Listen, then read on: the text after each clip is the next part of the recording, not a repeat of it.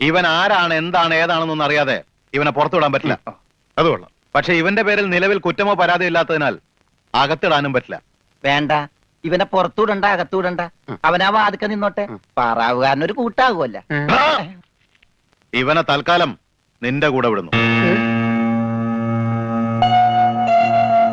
എപ്പോ ഞാൻ വിളിച്ചാലും ഇവനെ സ്റ്റേഷനിൽ കൊണ്ടുവരണം.